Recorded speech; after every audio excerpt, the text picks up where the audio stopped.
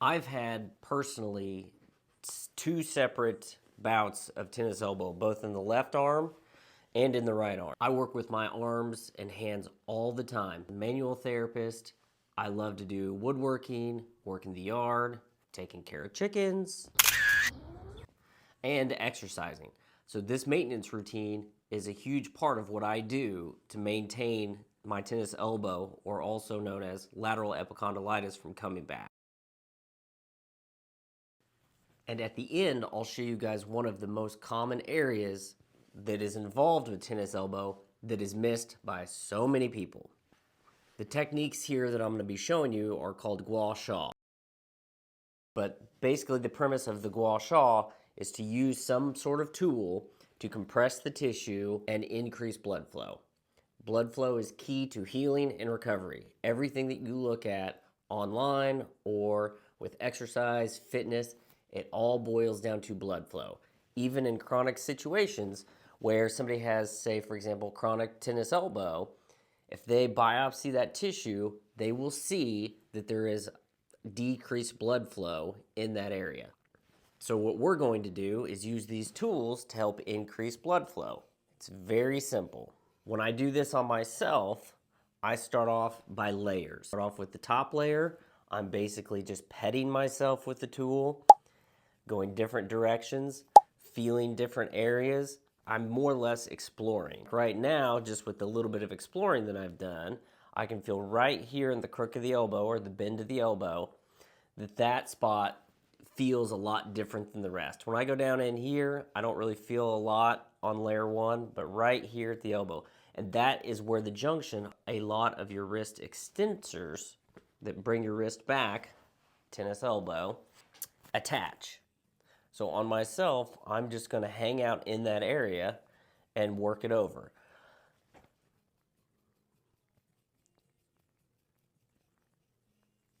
Still on layer one is what I call it, layer one, most superficial.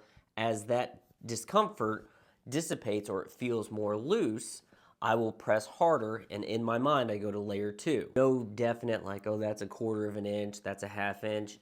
That's just something I use in my head to help gauge and honestly teach folks, hey, what layer am I at? It gives you a visual. You can start to see right here on that elbow where I'm really focusing, you start to see what's called the petechiae. The petechiae is the fancy name for a hickey. You see it with cupping, you see it with true hickeys. It is petechiae. It is the small little capillaries starting to burst. You don't necessarily have to see that. It is common to see that. That will, right now it's bright red. It will eventually decrease, turn into a bruise, and then go away. For traditional gua sha is Chinese.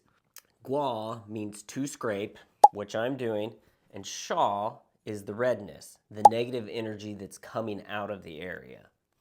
Some folks like to have an amount of time that they're working on an area.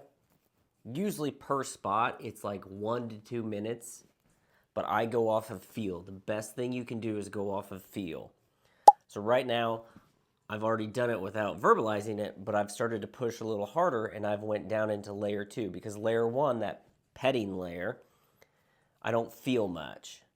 But layer two, I can start to feel more. I'm getting more redness. Again, you don't have to see that. It is common to see that. These are also the two tools that I love the most. If you're a clinician, massage therapist, occupational therapist, chiropractor, physical therapist, you can get one of these. They're more expensive, but this is hands down my favorite. This one right here, get off Amazon, 20 bucks. Anybody can order it. This one is quite a bit more aggressive. It has more of an aggressive edge to it. Whereas this one has more of a blunt edge. It's a little bit more flat. I like this one because this is what I was trained on. This is what I know. This is what my hands love.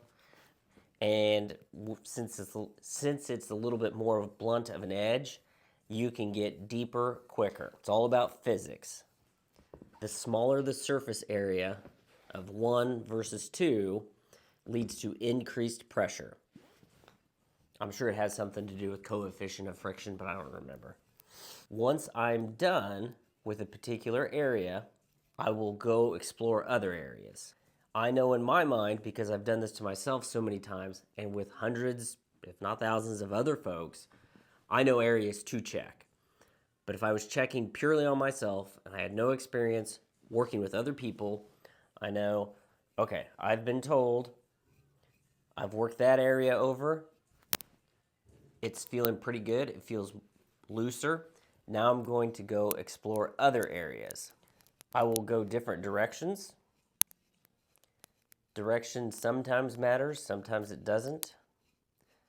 It's not uncommon to find that if I go this direction, oh, I don't really feel anything with that.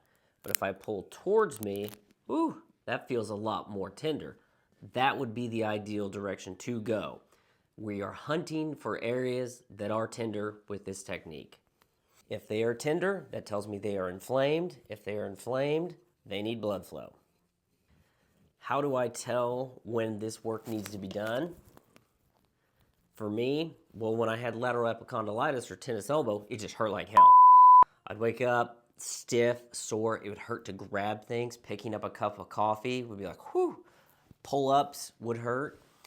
But now I know I've gotten over that, treated it out.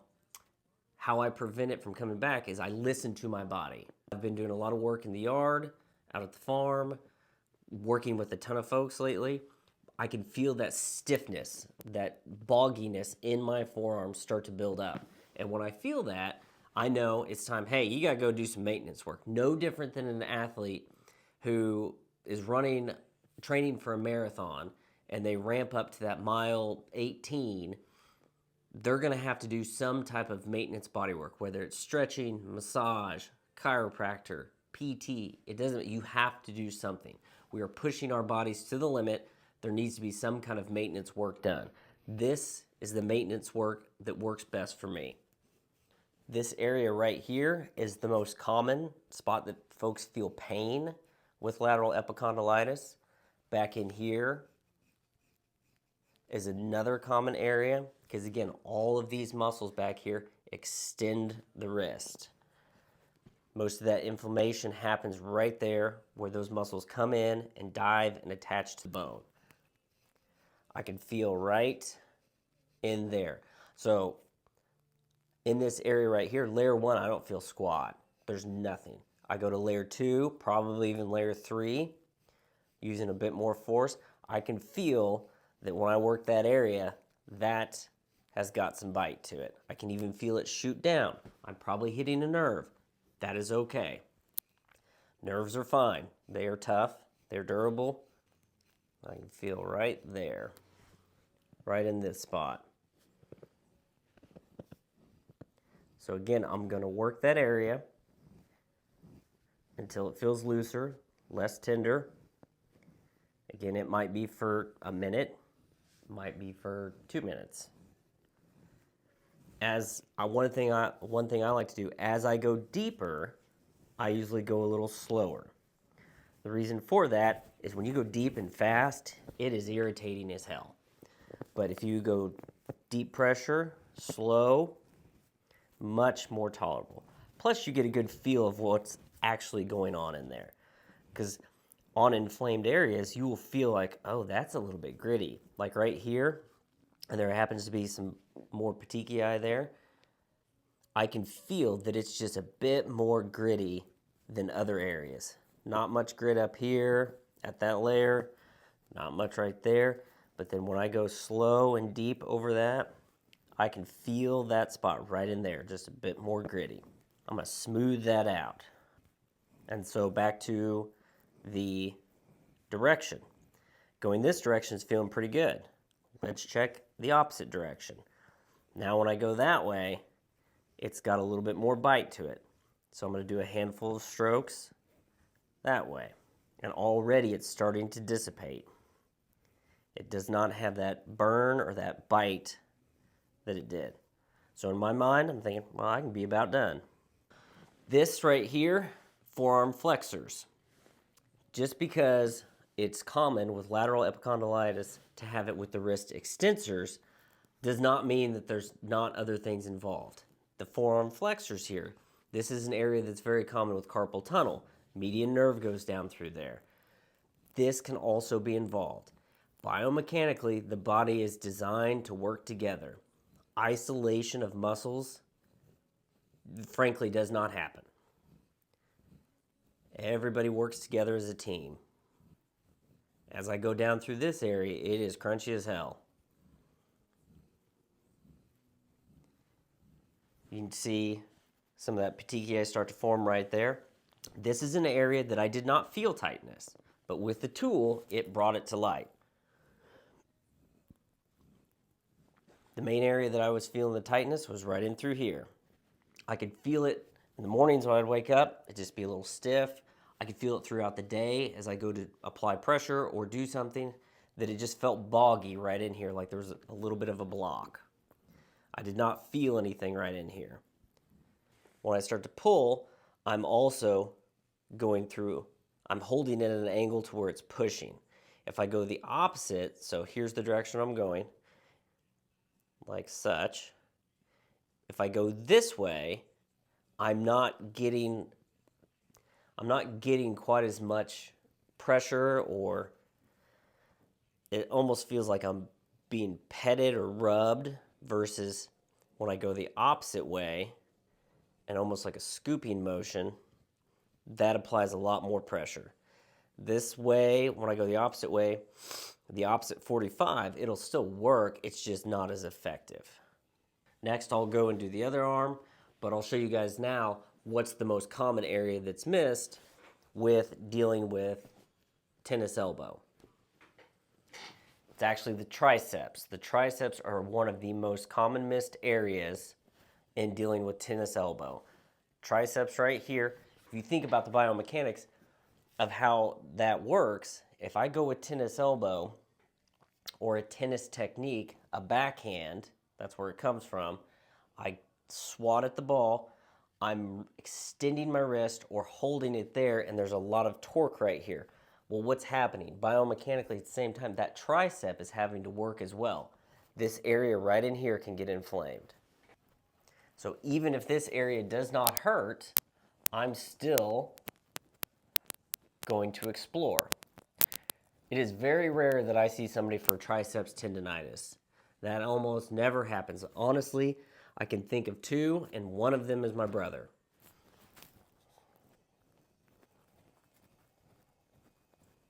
Most of the time, people have elbow pain, biceps tendonitis, shoulder pain. Rarely do they come in and complain about triceps tendonitis. And don't let the anatomy overcomplicate things. Think of this area right here is the triceps. There's 3 heads to that, that's why there's tri, but think of it as just a big hunk of meat. And I'm just going to explore that area. Right now, I'm on that lateral head, the outside of it, and then I'll check right down the middle, more near the tendon. That actually has quite a bit of bite to it. So I would hang out there for a bit till most of that dissipated, and then I'd go right here more to the inside or medial portion of the distal triceps. This is no different than if I had a sore spot on my arm, I'm going to start rubbing on it. When I start rubbing on it, what happens? I was like, okay, that area feels pretty good. Oh man, that hurts like hell. Well, what are you going to do? You're going to hang out there and you're going to rub that spot that hurts.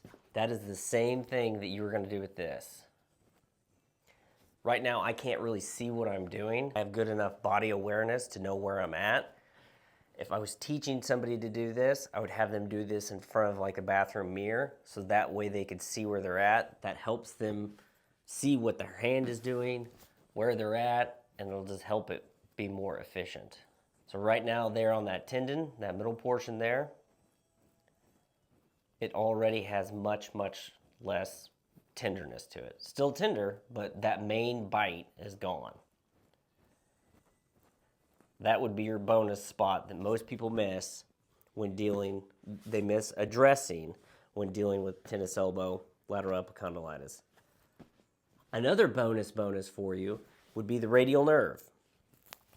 that radial nerve can get inflamed as well. It peeks its little head out kind of right here along the humerus and then goes down and splits all over the place. That's another great area to check out. When I'm on that radial nerve, as it goes down through here, I can feel when I get about right in here that I get kind of a sharp discomfort. Obviously, can I say I'm only on the radial nerve? No. I'm following that pathway. I'm also, as wide as this thing is, I'm hitting muscles, nerves, fascia. Again, I really don't care.